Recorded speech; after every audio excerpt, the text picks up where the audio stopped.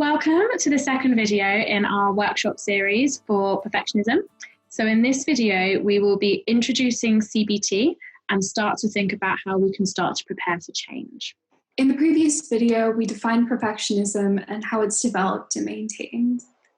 So cognitive behavioural therapy, which we're probably going to refer to as CBT for short, is based on the principle that our thoughts, emotions, behaviours and physical sensations, as outlined on the slide here, are all interlinked and influence each other. And we call this model displayed on the screen the hot cross bun model. The behavioural principle of CBT, so that's the B of the cognitive behavioural therapy, suggests that what we do has a big influence on our thoughts and our emotions. And the cognitive principle, so the C of CBT, suggests that it's how we interpret these events, not the actual events themselves, that are crucial to why difficulties may develop. The aim of CBT is to provide insight and understanding into what is difficult, such as perfectionism and how it may function for you, and to also provide practiced, active and effective methods and strategies for implementing lasting change in everyday situations, which is what we will move on to as we go through this workshop, which should hopefully provide you with the confidence and tools to become your own therapist. So thinking about this hot cross bun model on the slide and how we use CBT to help explain this model, we can use this to map out some of the negative consequences that perfectionism might have on how we feel, how we think and behave, and also our physical sensations as well. So these are also factors that keep our perfectionism going and become part of the problem when we notice this cycle becoming a bit of a difficult, unhelpful cycle that's hard to break out of. So let's have a look at an example of how this might function for someone like a student in the next slide. Thoughts and behavior are directly tied to perfectionism for us students. It often involves setting increasingly challenging standards or highly self-critical speech. In anticipation of such high demands or standards for oneself, we frequently overcheck our assignments or procrastinate due to fear of failing to reach such high criteria. On the opposite end of the spectrum, we can sometimes overwork to compensate. So as you can see from the example that Medha has just spoken through and the examples on the slide, this model can help us to understand why perfectionism can persist and be maintained for us in the here and now, and how it can start to feel difficult to change once we can feel a bit stuck in these vicious cycles that forms of our thoughts, feelings and behaviours interacting and influencing the maintenance of unhelpful perfectionism. Take a moment to think about if there are any unhelpful cycles that you might fall into in regards to perfectionism that might involve some of the thoughts, emotions, or behaviours that you have. So we can also use this model to think about what techniques might be helpful in starting to implement change. This can then change how our cycles associated with perfectionism can look. And rather than it being a bit of a vicious cycle that can be really unhelpful, we can start to form more virtuous cycles that can be really helpful and can help us form more healthy patterns of perfectionism, like we spoke about before, as opposed to unhelpful ones. So in the next part of this video, we'll be thinking about preparing for change. And when we think about therapy in general, it is ultimately about making change. We're really aware that change isn't easy and really difficult to think about, and it can seem quite daunting a lot of the time. And even though change can mean improving your life, it's not very easy sometimes to decide to start to make that change. Some helpful questions to ask yourself at this point might be things like, do you want to overcome perfectionism or do you want to make changes? You might have a lot of different fears and concerns about making changes, and this is completely normal and completely understandable.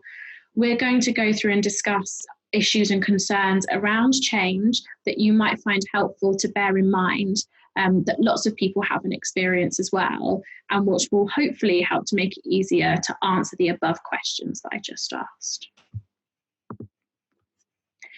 So here we start to think a little bit about some of those barriers that can make it a bit scary and a bit difficult to think about making change. So perfectionism is a term that is used in day-to-day life, and it's generally reinforced by society where it's rewarded and really valued. I often catch myself saying, I don't know how he or she does it. Great internships, high grades, good social life. They really are amazing. Recognition of high performance and praise from others can contribute to keeping such high standards, but it's important that we recognize these thoughts are sometimes misinformed. Absolutely. And that can be a really common barrier that people sometimes find when thinking about perfectionism. And then the other one is when we think about changing our perfectionism, there can be some fears sometimes about giving up or lowering our standards, which is a scary idea when you start to think about it. These fears may prompt or bring about some beliefs that we won't be able to function in our lives if we lower our standards, and that we might become a second-rate person. I often find myself considering as well that if I lower my standards, I will not achieve or progress in my studies, or that others might think I'm different or not doing enough.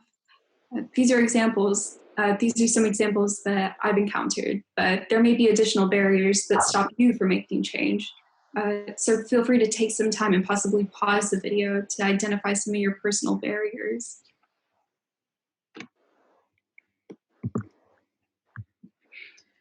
So when starting to think about change and what it will involve, we really want to stress to you at this point that changing and overcoming perfectionism is not about lowering your standards. Instead, it's about addressing the overdependence that you might have of your self-worth on striving and achievement towards big goals that might be a bit unhelpful, and giving you a choice yourself of how you want to live your life, considering what's best for you and those around you. So the goal really is to reduce the dependence of your self-esteem on striving and achievement, so that you can choose which standards you want to pursue and which ones you therefore instead want to use a bit more flexibly. So, for example, using them as guidelines rather than as rigid rules can be a helpful way to view them sometimes. And this hopefully will help to improve your quality of life. So individuals approach the idea of change with mixed feelings, as we've discussed earlier on in this video.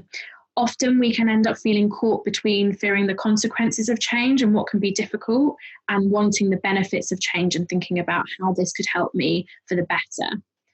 One exercise that can be really helpful to help you think about if and why you want to make changes and why it might be important for you to start to make changes at this point in your life is to start to consider and write down the pros and cons of keeping things as they are. So that's where you're not changing your perfectionism, and the pros and cons of making changes to your perfectionism. So what if you did start to implement changes? We have got handout 2 here as well, which might be helpful for you to have a look at to help you map out the pros and cons for you.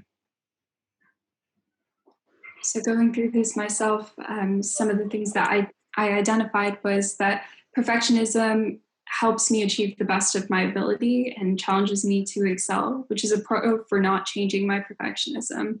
Whereas the cons could sometimes be that it significantly impacts your health and well-being, from sleep deprivation to poor dietary habits.